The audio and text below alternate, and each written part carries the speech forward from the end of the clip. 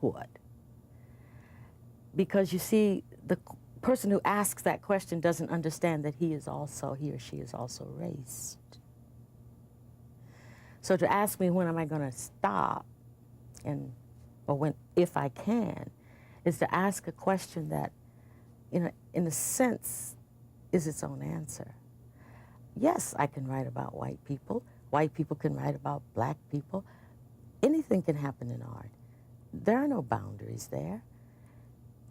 Having to do it or having to prove that I can do it is what was embarrassing or insulting. In this book, I did. It was insulting that people, help me understand, what was insulting? The idea that you felt like you had to prove that you could write without... Yeah, the question was posed as though it were a desirable thing to do, right, to write about white people or to write not about race. That's what that means to me. And that it was a difficult thing to do, a higher level of artistic endeavor, or it was more important, and that I was still writing about marginal people, and why don't I come into the mainstream? Aren't you importing too much into the question? Maybe. I think so. Well, what else could it be, Charlie? What does that mean? What does that question mean? You tell me if I'm making too much. I don't know. I mean, I don't know that I don't think it probably means, I didn't ask the question, so I don't think it probably means, but I don't think it had to do about you were marginalizing by not writing about. It only works if I can go to William Styron, well, maybe not William Styron because he has done it, somebody, major, white, and say, as a journalist. Can you write about black people? That's right. Can I say that? What kind of question is that to put to Ed Doctorow, who has done it, by the way? Sure. But I mean, if I... Good morning, good afternoon, and good evening, Africans. I hope you're doing fine where you are, and if you ain't doing fine, please do fine where you are. These EFK original documentaries, I hope you like my work because I take a lot of effort to bring you good content. Yeah. So I have a question to ask you. You know a potter, the person who makes the pot. Can one day one of his pots come and tell him, can you please stop making me in this shape? I don't feel good in this shape. Maybe it's a round pot and it says, no, look at my neighbor. He is square. I want that square shape. I want to be like him. Do you think a pot can dictate what the potter does, or can they speak to him? I don't think so. The pot does not have say to the potter. Yeah? Now, in the field of literature, I once told you that, literature is a mirror of the society. It mirrors what happens in the society and puts it on books. A good example is George Orwell's book, The Animal's Farm. The Animal's Farm is just a practicality of how leaders around the world misbehave. They give us false promises. The black pig, the white pig, the black pig, which was a false leader who promised a lot. The white pig is one which wanted to enlighten the other animals, but he was taken out by the black pig, whom made some false accusation against him. It happens. There are many books which give examples of cruelty of human beings. But do you think a character which has been created by an artist can come out and tell them, why did you do this and that?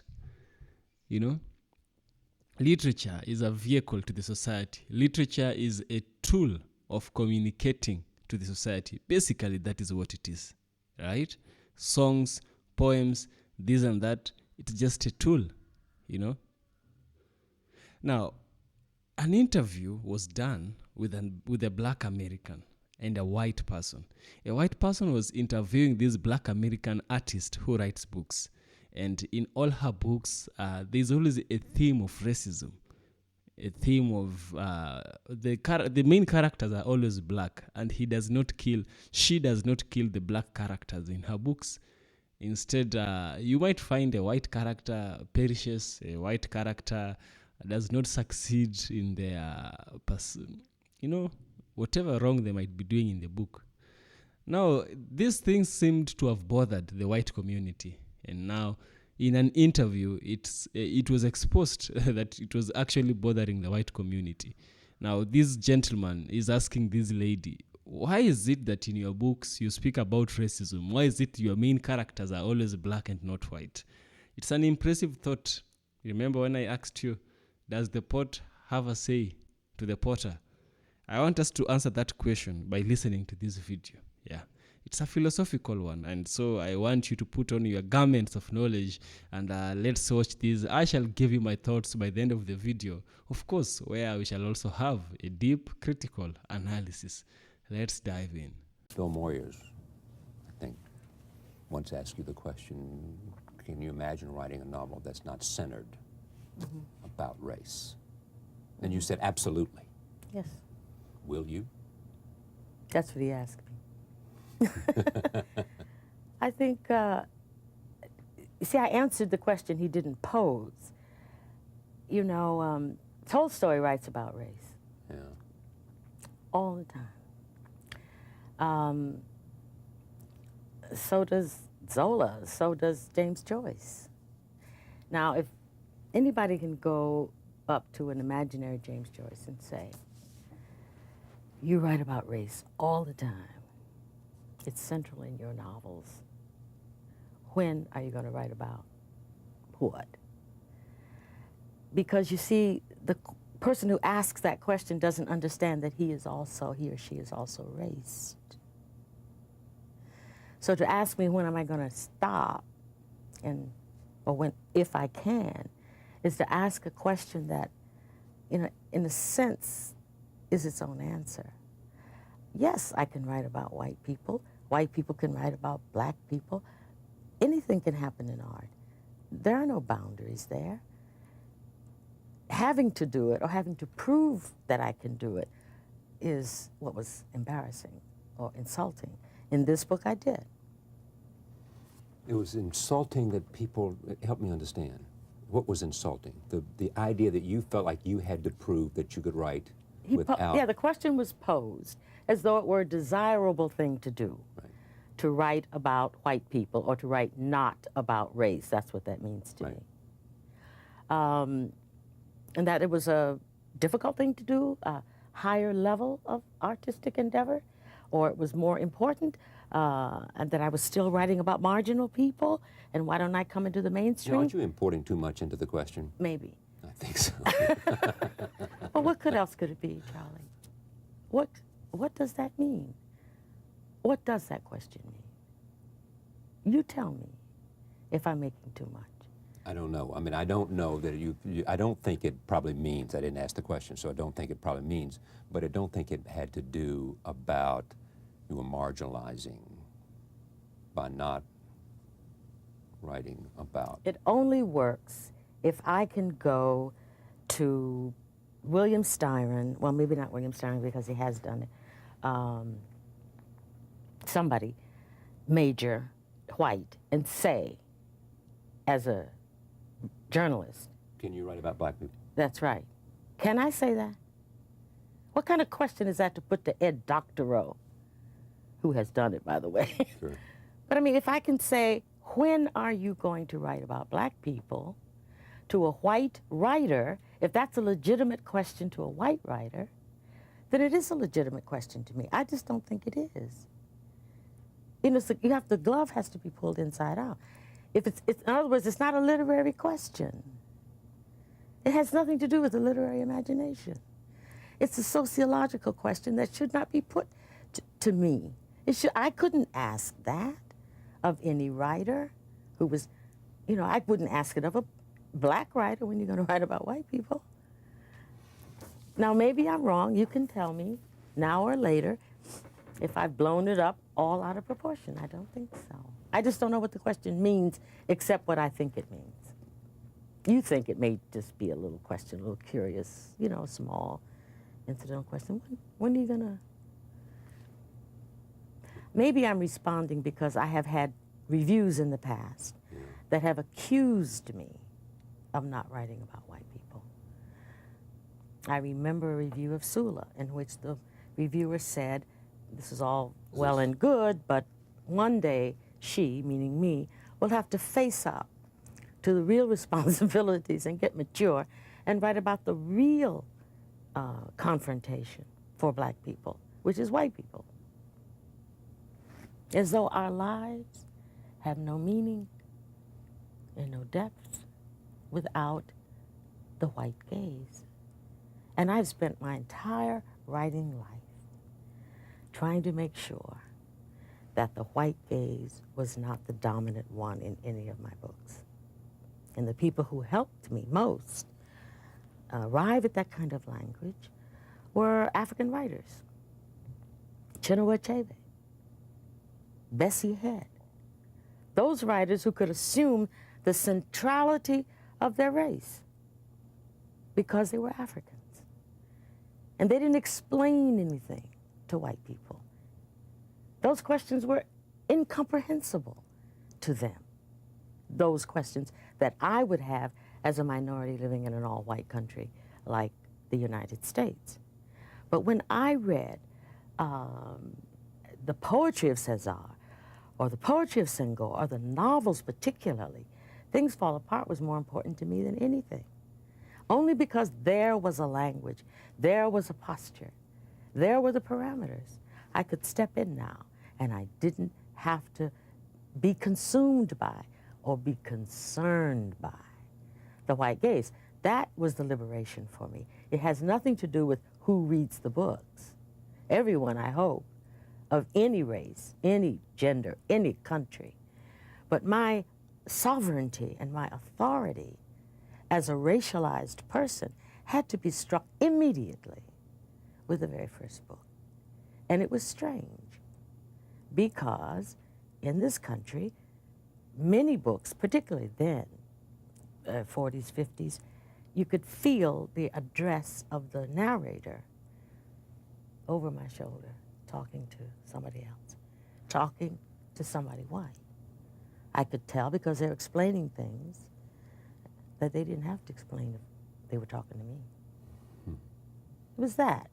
So it's profound for me.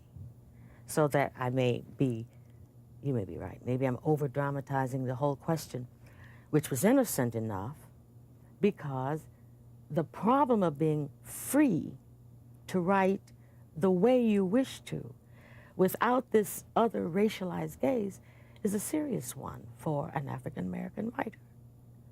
Very serious.